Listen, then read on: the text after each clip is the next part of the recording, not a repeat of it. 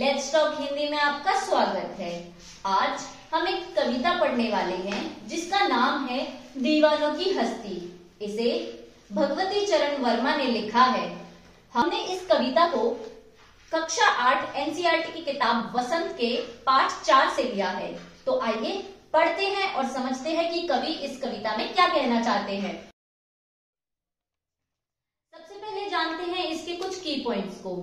इसे भगवती चरण वर्मा ने लिखा है जो कि इसके कवि हैं। कवि इस कविता में प्रेम भाव के साथ रहते हैं। वे असफल होने पर भी कभी दूसरों को दोष नहीं देते। इसमें कवि ने अपने मस्त मौला और खुशहाल व्यवहार को या स्वभाव को दर्शाया है। तो इसके पहली लाइन से हम शुरू करते हैं। हम दीवानों की क्या हस्ती है, आज यहाँ कल वहां चले, मस्ती का आलम साथ चला, हम धूल उड़ाते जहां चले, आए बनकर उल्लास अभी, आंसू बनकर बह चले अभी, सब कहते ही रह गए अरे तुम कैसे आए कहां चले। तो कवि इसमें कहना चाहते हैं कि उल्लास या मस्ती से भरे हुए लोगों का क्या अस्तित्व है।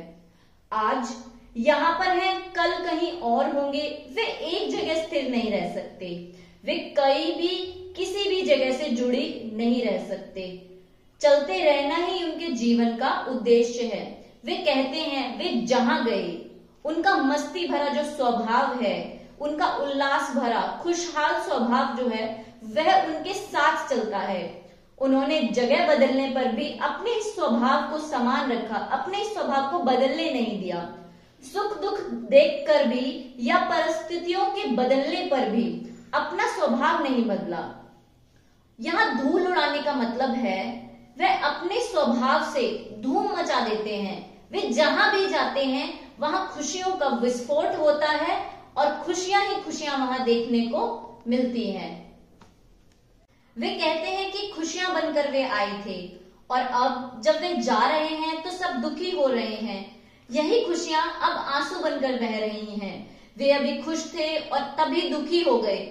कवि तो मन के मालिक हैं, कहीं भी जाते हैं, कभी भी जाते हैं, किसी और जगह जाने लगते हैं। तब लोग उनसे पूछते हैं कि तुम कैसे आए और अब कहाँ चल दिए, कैसे जा रहे हो।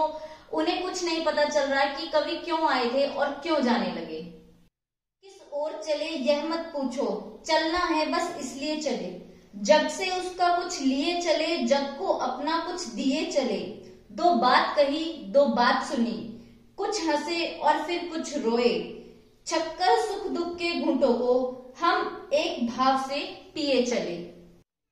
इन पंक्तियों में कवि कहते हैं कि मुझसे ये ना पूछो कि मैं कहाँ जा रहा हूँ, क्योंकि वे खुद नहीं जानते कि वे जा कहाँ रहे हैं या उनकी मंजिल क्या है, कौन सी है उनकी मंजिल। वे कहते हैं मैं एक जगह नहीं ठहर सकता, चलना ही मेरा काम है, इसलिए मैं चलता ही रहता हूँ। बस आगे चलते ही रहना मेरा अस्तित्व है।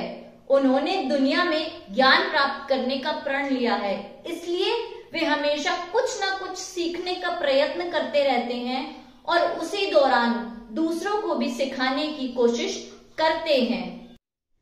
कवि अपने सफर के दौरान सभी के सुख दुख सुनते हैं। किसी के सुख के बारे में जानकर खुश होते हैं और किसी के दुखों को सुनकर दुखी भी होते हैं, परंतु उन्हें दुखी ना होने का ज्ञान देते हैं और चलते रहने की सलाह देते हैं। उन्होंने दुख और सुख को एक समान भाव से सुना और समझा, लोगों को उससे सीख लेने की बात कही। वे सभी भावों को समान रूप से देखते हैं, वे दुख सुख में भेद नहीं करते। कवि अगली पंक्तियों में कहते हैं हम भिखमंगों की दुनिया में स्वच्छंद लुटाकर प्यार चले, हम एक निशानी सी उर पर ले असफलता का भार चले, अब अपना और पराया क्या, आबाद रहे रुकने वाले, हम स्वयं बंधे थे और स्वयं हम अपने बंधन तोड़ चले। कवि इन पंक्तियों में कहते हैं कि इस दुनिया के लोग कुछ ना कुछ मांगते रहते हैं। इस भीख मांगने वाली दुनिया में वे बिना तोले बिना जाने आजादी से प्यार लुटाकर आगे बढ़ रहे हैं। वे सिर्फ खुशियां देना जानते हैं। उन्होंने इस निशानी को अपने साथ रखा है।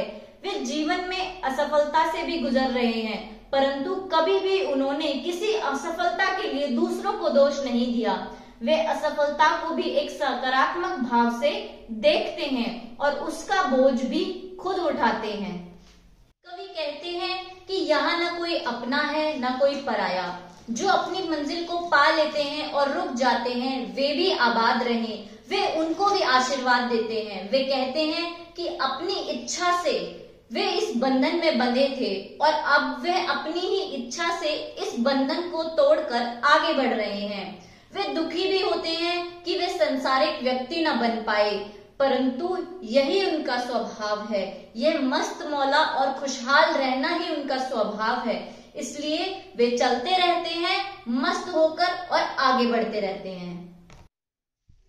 तो ये कुछ शब्दार्थ हैं जिन्हें आप नोट कर सकते हैं, आप इनका स्क्रीनशॉट ले सकते हैं।